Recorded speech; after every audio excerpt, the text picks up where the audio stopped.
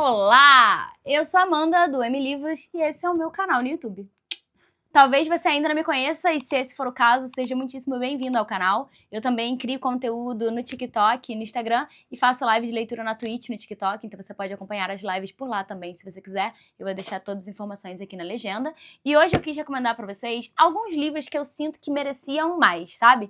Vira e mexe o pessoal reclama que nas bookreads nós só vemos as mesmas recomendações.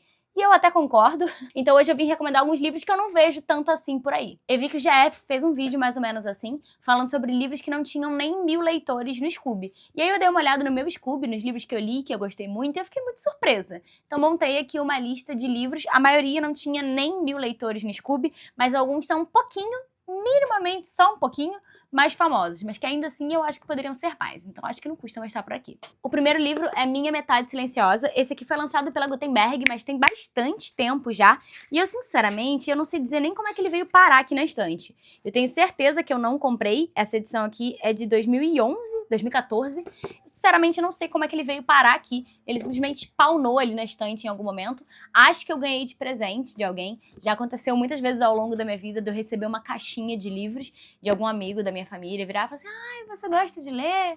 Eu tenho alguns livros lá em casa, e eu tenho quase certeza que esse aqui veio numa dessas remessas. Aqui nós temos um livro muito triste, com uma carga muito pesada de drama familiar, e conta a história de dois irmãos, do Stick, que é o nosso Stark, e também conta a história do irmão dele, que é o Boston. O Stark é um menino que é muito perseguido na escola onde eles estudam, por ser muito alto e muito magro e por só ter uma orelha. E o Boston é o irmão que está sempre defendendo ele de todo mundo. Defende ele da escola, defende ele na rua e defende ele principalmente em casa, já que os dois convivem com um pai muito abusivo. E aí, embora o irmão mais velho sempre esteja ali para defender o Stark, não tem ninguém no livro para defender o Boston. Então, depois de uma das muitas brigas em casa com o pai, onde o pai agride um deles, ele decide fugir de casa. E a partir daí nós vemos o Stark tentando encontrar o irmão. É um livro que fala muito sobre amadurecimento, fala muito sobre a história triste dos dois, de como os dois se sentem sozinhos, mas tem sempre um ao outro, até simplesmente não ter mais. O livro é cheio de pequenos e grandes simbolismos, então você vai interpretando a história da sua maneira. É difícil dizer que é um livro muito bonito, porque de fato é muito bonito, mas a história não é. A história é muito dolorida, é um livro sofrido de ler. Chorei horrores, inclusive, mas eu gosto muito dessa história. Alguns dos meus livros favoritos são narrados por crianças, porque eu sinto que isso traz toda uma outra visão para a história, toda uma inocência, uma simplicidade que não é todo livro que consegue te passar. E nesse caso aqui, toda essa questão da inocência já foi tirada do protagonista, mesmo que ele ainda seja muito novo. Então isso também traz uma outra visão pro livro, sabe? Eu acho que vale muito a pena a recomendação, eu quase não vejo, na verdade eu acho que eu nunca vi ninguém falando sobre esse livro. Um outro livro que eu não esperava nada dele, e isso aí é completamente culpa minha, que não me deu trabalho nem de ler a sinopse, foi As Extraordinárias Cores do Amanhã. Ele tem menos de 500 leitores no Scoob, se eu não me engano, e eu comprei num projeto no shopping, tinha um stand assim, vendendo livros por R$10, e aí eu comprei esse aqui por exatamente R$10. Se eu não me engano, eu tava na pressa e eu não peguei nem pra ler a sinopse, eu só peguei pela capa e falei, cara, veremos a surpresa que o mundo me trará. E o livro é realmente muito bom. O livro descreve a nossa protagonista como sendo uma menina meio asiática, meio americana. Ela é apaixonada por um menino, sempre foi apaixonada por um menino, então no momento em que ela marca seu primeiro encontro com ele para dar o seu primeiro beijo, a mãe dela tira a própria vida dentro de casa.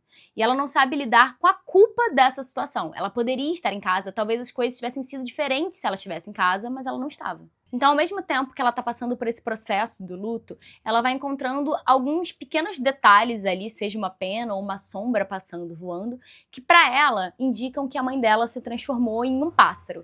Ela não sabe muito bem como lidar com essa revelação, ela não tem muita certeza se é verdade ou não, mas ao mesmo tempo ela tá bem crente disso. E enquanto isso acontece, ela também viaja com o pai pro Taiwan para conhecer os avós maternos, que ela nunca teve contato, porque a mãe não tinha contato também. Só que chegando lá, ela não fala a mesma língua dos avós e eles não têm realmente conexão nenhuma. Então, enquanto ela vai desenvolvendo essas conexões, ela vai lidando com o luto também, com a sensação de culpa que ela tem, se algo poderia ter sido feito diferente se ela estivesse lá, vai passando toda a história de uma forma muito simbólica, sabe? Eu acho que o livro também é cheio de simbolismo, assim como o primeiro livro que eu indiquei. É um livro muito bonito, que fala muito sobre as cores dos momentos. É uma leitura que, sinceramente, eu não dava nada quando eu comprei, e que me surpreendeu demais. Outro livro também razoavelmente desconhecido, e também da Gutenberg, inclusive, é O Último Restaurante de Paris. Esse aqui lançou não tem tanto tempo assim, eu acho que eu li esse livro em 2023, Ele é exatamente de 2023. Também foi um livro que me surpreendeu muito, que eu não dava nada pra esse livro. Acredito que por conta da capa, talvez. Ah, mas você julga livros pela capa? Eu? Que isso, imagina. Que loucura. Esse livro aqui se passa durante a ocupação alemã em Paris durante a Segunda Guerra, e aí eu espero que você tenha entendido o que eu quero dizer com isso. E aí, em um pequeno restaurante cheio de oficiais, a Marianne, que é a nossa primeira protagonista, nós temos mais de uma protagonista, porque o livro se passa em 2 momentos, ela tem aquele restaurante ali que não é muito bem visto pelas pessoas locais, sabe? E aí nós sabemos desde o início do livro que ela faz um último jantar ali num dia, onde o restaurante fecha as portas de vez, porque aquele jantar estava envenenado. E assassina todos os oficiais ali do exército alemão e também algumas pessoas inocentes que estavam somente jantando no restaurante aquele dia. E aí, por mais que isso possa parecer uma surpresa pra você, esse é um livro que conta uma história de amor, é um livro de romance. Mas também tem muita coisa acontecendo por trás pra chegar nesse romance. E aí, por mais incrível que isso possa parecer pra você, esse é um livro que conta uma história de amor, é um livro de romance. Eu não vejo tantas pessoas indicando por aqui, e foi uma das minhas melhores leituras de 2023, se eu não me engano, entrou pro meu top 10 daquele ano, então acho que vale muito a pena a indicação. Um livro que já é um pouquinho mais conhecido, porque tem aparentemente ali algo em torno de uns 3 mil leitores no Scoob, mas que ainda assim eu não vejo as pessoas falando sobre ele o suficiente. E é um livro que tá sempre muito baratinho na Amazon. Eu paguei, se eu não me engano, na minha edição R$10, mas eu vejo vendendo por 10, 13, 15 geralmente. É Até que a Morte Nos Ampare. Esse aqui, inclusive, é um livro nacional. Nesse livro aqui nós temos a Dona Morte, que é, inclusive, super debochada, super simpática, sarcástica, que leva o Marcos, que aparentemente, além do nosso protagonista, é também o autor, para um passeio no purgatório todas as noites. E lá ele conhece algumas almas que estão meio que em busca de redenção, tentando consertar alguma coisa, e entre elas, a Rosinha, uma menina de 17 anos que faleceu no dia do seu casamento. É um livro que é muito reflexivo e fala sobre assuntos muito sérios, mas fala de assuntos muito sérios de uma forma muito leve. Então você vai lendo o livro e nem vai percebendo a história passar. É um livro super curto também, então você consegue ler rapidinho. Também tem uma letra bem grande, então é aqueles livros que você senta e você lê numa sentada só, mas você leva um certo tempo pra superar, sabe? Eu gostei muito do livro. E é muito engraçado porque ele tem um toque de humor muito ácido, muito engraçadinho. Então você vai lendo e você vai rindo, vai dando umas risadinhas, e aí tipo, na página seguinte você tá chorando.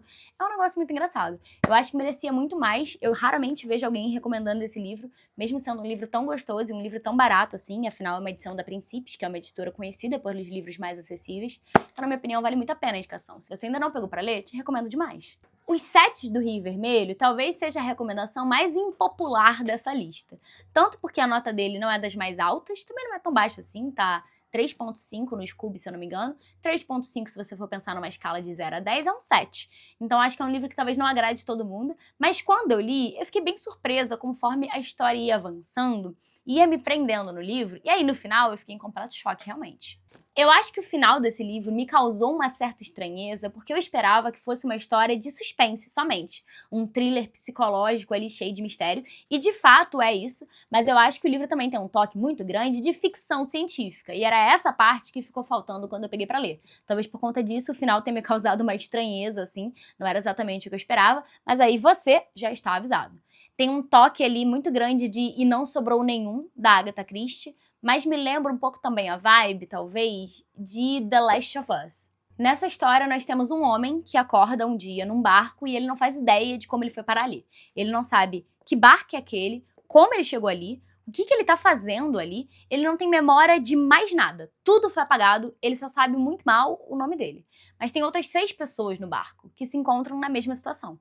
Elas não lembram de nada e depois de um certo momento ali de conversa, eles acabam percebendo que cada uma daquelas pessoas tem uma habilidade muito específica. E aí, embora seja um grupo muito seleto e que fique bem claro desde o início que eles estão ali como um grupo muito bem pensado, porque cada um tem uma habilidade que será necessária para que o grupo como um todo sobreviva, tem um computador de bordo no navio, no barco que eles estão, sei lá o que era aquele negócio, que avisa uma coisa muito importante. Nenhum deles pode relembrar a sua história. Eles não podem lembrar quem eles são, eles não podem lembrar exatamente com que eles trabalham, pessoas que tinham na vida antiga deles, nada disso pode ser lembrado. E se alguém mostrar qualquer sinal de que está lembrando de alguma coisa, essa pessoa precisa ser abatida imediatamente. obviamente, a galera começa a se dividir em grupos porque tá todo mundo muito desconfiado. Todo mundo é suspeito. E algumas habilidades parecem mais úteis do que outras, sabe? O que realmente tá acontecendo? Pra que aquelas habilidades? Pra que aquelas pessoas? Pra que os armamentos que eles encontram no barco? Tá todo mundo muito suspeito, muito duvidoso, muito esquisito. E ao longo do livro, você também vai ficando com algumas dúvidas, você também começa a desconfiar da galera que tá morando em casa com você, sabe? Eu achei o livro muito legal. Mas eu entendo que nem todo mundo goste. Então é uma média recomendação, sabe? Então esses são os 5 livros que eu queria muito indicar pra vocês. São livros que eu acho que não tem tanto reconhecimento assim. E agora, olhando na estante, eu acho que eu posso fazer facilmente umas 3 versões desse vídeo. Tem muito livro aqui que eu comprei em alguns projetos duvidosos, ou achei no fundo do final de um sebo. Tem um livro, inclusive, que só eu li. Eu cadastrei no Scoob, eu li, eu avaliei, e isso já tem mais ou menos ali uns 8 anos. Aparentemente só tinha uma edição no universo e ela é minha. Se vocês gostaram desse tipo de vídeo com indicações, então deixa nos comentários, quem sabe eu não gravo mais vídeos assim pra vocês. Se você me conheceu só nesse vídeo, seja muito bem-vindo ao perfil, espero que você tenha gostado. Se inscreve aqui no canal, não vai embora sem deixar uma curtida também, ou quem sabe um comentário. E você pode me conhecer nas outras redes sociais. Não vai embora sem deixar uma curtida, sem se inscrever no perfil e quem sabe deixar um comentário também. Vocês podem me seguir pelo Instagram e também pelo TikTok, onde eu crio mais conteúdo com mais frequência. Aqui no YouTube tem vídeo novo toda terça-feira.